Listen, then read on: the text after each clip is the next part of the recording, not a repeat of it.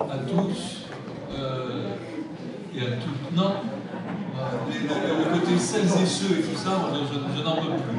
Bonjour à tous. Hein, voilà. Nous sommes dans l'ancien monde, nous sommes avec Marcel Proust. Alors, pas le monde, l'ancien monde, le monde éternel. Alors nous sommes avec des esprits de grands esprits très érudits pour cette table ronde, qui d'ailleurs qui n'est pas ronde, dans l'esprit. Luc Fraisse, qui est à la fois un universitaire, qui est un des hommes les plus cultivés de France, on peut le dire, même si sa modestie doit en souffrir. Il est à la fois professeur, écrivain, essayiste, il a écrit beaucoup de livres sur Proust notamment, il est professeur à l'université de Strasbourg, mais vous entendrez à son accent chantant qu'il est bien de chez nous, et d'ailleurs qui nous rappelle que Salou est aussi un quartier de Marseille. Chaque fois que je passe, que je vois à Marseille le quartier Salou, je pense évidemment au grand Marseille. Voilà, on peut dire, j'ai essayé de vous trouver un personnage à tout, peut-être. Alors évidemment, ça ne va pas vous plaire, parce que Brichot. Voilà, j'étais sûr. On fait toujours tomber dans cette trappe. Alors, nous avons notre Elstir, évidemment, ici, qui est là, Stéphane Heué, qui a réussi l'impossible, c'est-à-dire mettre en bande dessinée à la recherche du temps perdu, et c'est époustouflant, c'est vraiment très impressionnant. En 25 ans, il a publié 7 bandes dessinées, 7 ouvrages, et ben, à mon avis, il va mourir à la tâche, dans sa chambre en Liège. C'est un breton, et on ne peut plus breton, puisqu'il est de Brest. Alors, voilà. Brest est une ville républicaine, c'est pas une breton. Ah bon? Voilà. C'est vrai que par rapport à la capitale de la Bretagne, pour les Bretons, c'est la reine Quimper. Brest est une ville qui représente vraiment le pouvoir central. Alors, Brest commence en tout cas comme Malbec,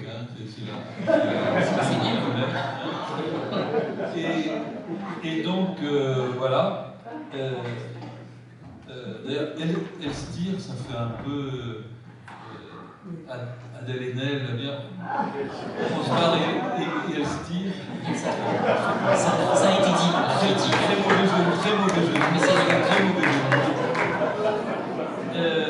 Alors, et puis Robert Koch, qu'on ne présente plus, mais que je vais présenter quand même, qui est suisse. Alors, il y a une grande bataille, parce que ce sont deux très grands érudits là, à cette table qui vont faire assaut d'intelligence et d'érudition. Évidemment, historien, écrivain. Alors, j'ai oublié de dire que Stéphane Heué est maintenant, bien que breton, un enfant du pays, depuis qu'il a eu le prix des écrivains du Sud. Il a réalisé l'affiche une année. Enfin, en tout cas, nous sommes que entre amis ici. Alors, puisque le thème, ce sont les personnages, et avant d'entrer dans le vif du sujet, je vais demander à chacun de me donner votre personnage préféré dans la recherche. Il n'y a pas besoin que ce soit sincère, il faut que ce soit drôle. Alors, on commence par, évidemment, comme il y en a certains qui ont été surpris par la question qui n'est absolument pas préparée, on va demander à Luc Fraisse de nous donner son personnage préféré dans la recherche. J'ai l'impression de sortir d'un chapeau. Et donc, me voilà. Bon, je dirais pour le constant. Non, mais d'abord, je la nomme surtout pour la remercier de m'inviter. Je ne peux pas commencer sans dire cela, et aux organisateurs, combien je suis vraiment enchanté. Alors, oui, mais quand même, Robert de Saint-Loup, pour diverses raisons, dont l'une qui est que il est complètement séparé des enjeux idéologiques. Pendant la guerre, des personnages comme Bloch qui deviennent patriotes parce qu'ils sont planqués, disent qu'il ne se rend pas compte que lui, évidemment, il est aristocrate, et il dit ça en souriant, il va se faire tuer sur le front, donc il est un peu plus patriote que ceux qui le proclament. Et donc, j'aime beaucoup ce personnage extrêmement brillant, et justement parce qu'il est complètement dépassionné par rapport aux débats qui font que les gens s'entretuent aujourd'hui sur les plateaux de télévision. Donc, il nous manque du Robert de Saint-Mons, c'est remarquable. Voilà. C'est le meilleur ami du narrateur. Et voilà, et c'est moi le narrateur. Madame Bovary, c'est l'autre. Alors, Robert, ton personnage préféré? Eh bien, pourquoi pas Odette? C'est audacieux. Voilà. Intéressant. Développez. Mais non, mais je vous dirai pas tout. Mais d'abord, c'est une femme. Ensuite, c'est une femme à la fois charmante, belle, évanescente. Et du lugamineux, charmante. Ah, on doit chanter ce matin aussi. Et Vous chanterez Rachel comme Seigneur. elle a tout pour séduire. Elle a tout pour séduire. La preuve, c'est que elle a bien séduit. Rappelez, Robert, qui est Odette, donc Swann est amoureux d'Odette et il se voit fermer les portes du faubourg. Oh, pourquoi pas? On l'a qualifiée de demi-mondaine. Voilà. Une demi-mondaine. Une femme entretenue, mais une femme qui entretient.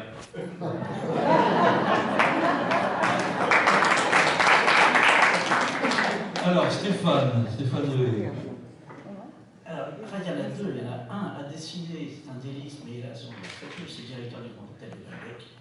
Ah oui, pour moi, c'est extraordinaire. Et en plus, je le trouve tout le temps, dans la pièce, sachant très bien qu'ils sont différents, avec le directeur du Grand Hôtel des Bains dans Venise. Personnage comme ça, obséquieux, Levantin aussi, obséquieux, tout comme ça.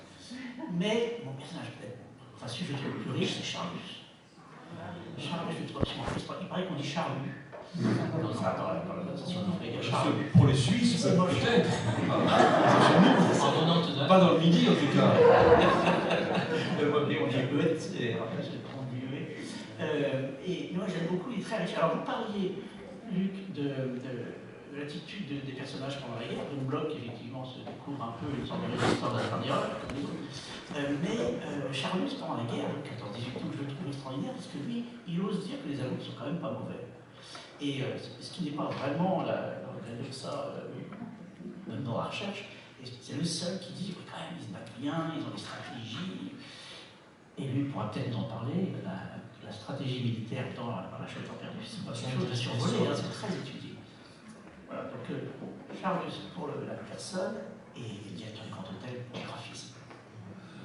Ah, moi, je vais le dire aussi, quel est mon personnage préféré, puisque vous mourriez étant dit savoir. Moi, j'ai un faible pour Morel, parce que tout le monde le déteste. Et puis, surtout, blague à part, la reine de Naples. Parce qu'elle sauve Charlus d'une humiliation terrible chez la Verdurin. C'est un geste d'une noblesse extraordinaire. Donc, voilà. Un peu dans les détails, parce que vous êtes entre Prussiens, je rappelle. On est entre soi aujourd'hui. La démocratie, hein, il faut oublier tout ça. C'est l'aristocratie, là. C'est le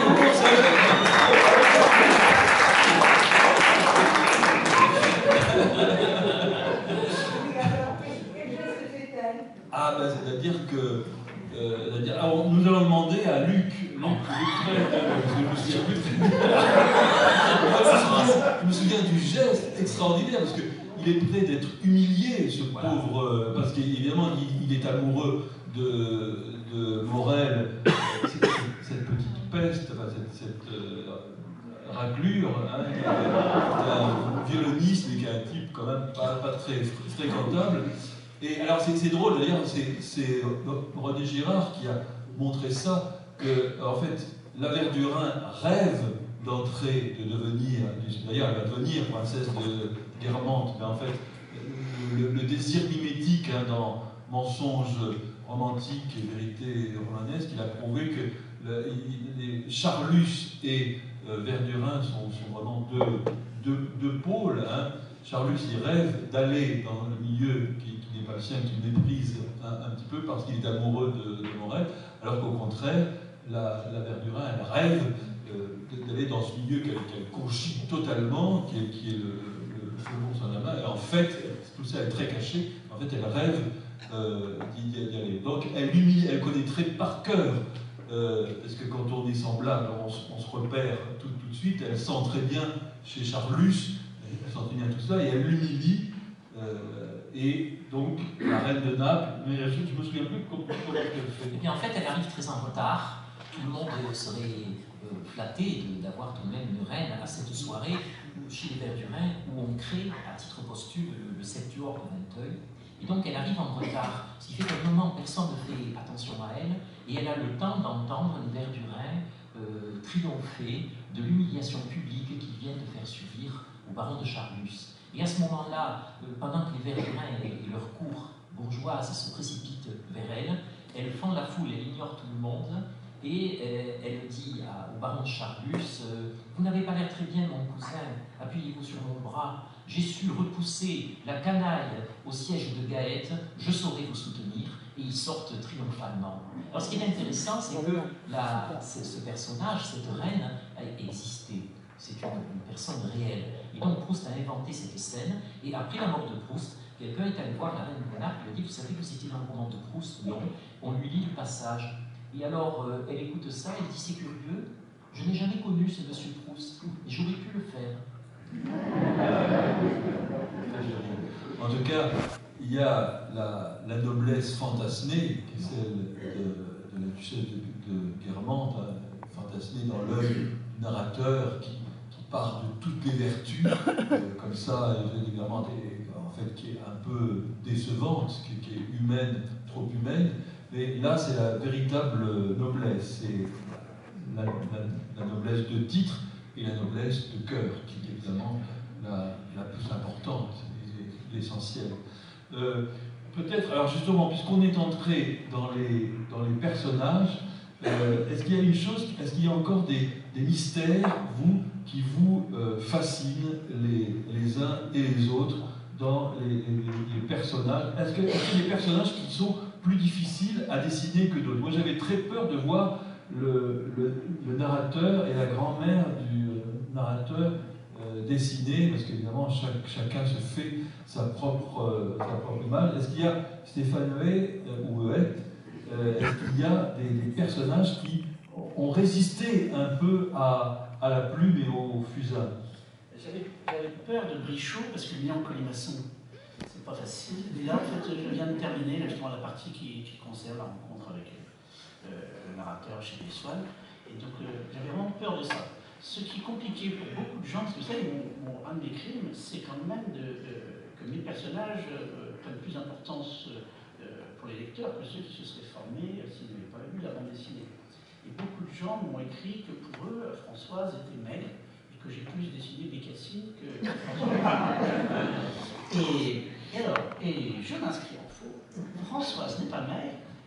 Nicole Lexin, ici présente, pourrait le dire, puisqu'elle était bien recherchée dans toute la recherche, toutes les occurrences qui permettent de voir qu'elle est lourde, qu'elle a des maladies circulatoires, qu'elle est lourde. Et d'ailleurs, quand elle monte des escaliers, elle s'en plaint. C'est pas Céleste Alba, qui d'ailleurs est un personnage nommé dans la recherche. Et alors, ça c'est une anecdote que je trouve intéressante. Excusez-moi, je ne peux pas. Oui. En fait, quand j'étais gamin, mon père était officier de marine et il commandait la marine au Havre. Et on allait le jeudi, parce qu'à l'époque, le jour de congé, c'était le jeudi, et j'allais au manoir de Bléville, qui était le manoir du commissaire-priseur du Havre, le maître Guillaume Petit, qui avait une gouvernante, qui s'appelait Madeleine. Ça ne s'invente pas, elle s'appelait Madeleine. Et cette femme, c'était une grosse femme, c'est la Françoise de Médéa. Et cette femme-là était absolument extraordinaire. Elle nous faisait des goûters faramineux avec des chocolats chauds. Vraiment, mais un jour, il y avait des chiens, un chien qui chevauchait une chienne. Et moi, à l'époque, je ne savais pas trop ce que. Enfin, moi, c'était mignon. mignon, c'est joli. Et puis on a tous vu Madeleine jeter un grand seau d'eau glacée sur ses chiens. On a détesté Madeleine de faire un truc aussi horrible. Et en même temps, du chocolat chaud après. Et donc, on a très très vite oublié les chiens.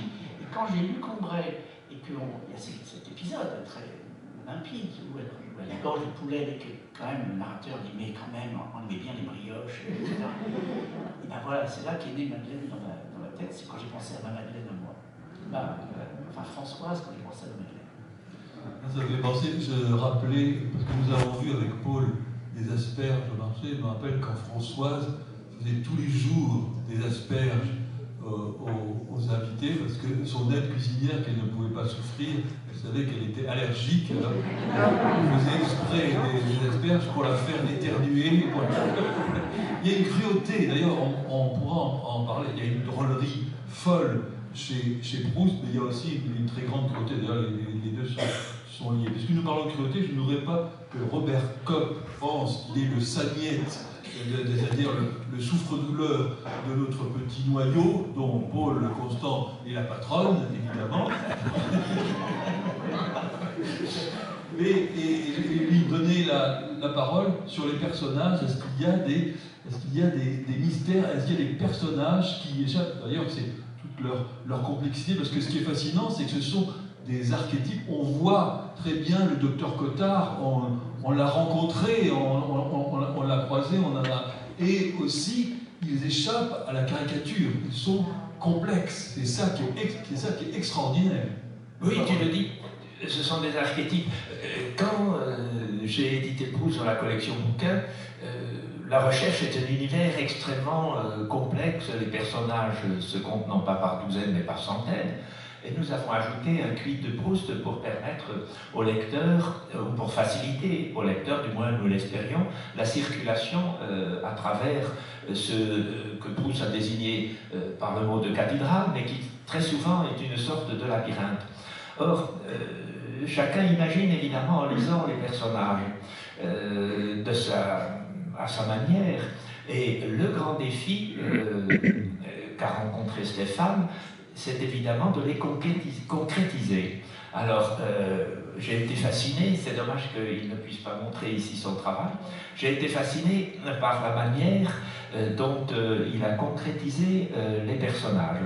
Stéphane a dans son ordinateur tout un magasin de vêtements, mais c'est pas le bon marché, c'est 10 fois le bon marché. Il a par exemple un rayon chapeau avec 50 chapeaux, il a un rayon gilet avec 300 gilets, il a un rayon parapluie avec différents modèles de parapluies, de cannes, de chaussures, de guêtres, de mouchoirs, de pochoirs et ainsi de suite. Et je me souviens d'une démonstration qu'il avait faite, je crois que c'était ici quand nous nous sommes rencontrés, il y a une quinzaine d'années, comment est-ce qu'il habille ses personnages. Alors il prend Swann, et puis il dit, bon, est-ce qu'il est plutôt svelte? Oui. Plutôt grand? Non, pas nécessairement.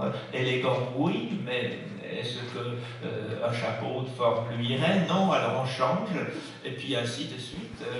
C'est comme si on était dans une cabine d'habillage, et il essaie différents modèles. Et j'aimerais bien que tu nous parles un peu de la manière dont tu as constitué ce magasin de chapeaux, de pantalons, de guêtres, de parapluies, et comment tu t'en sers. Il y a plein de livres.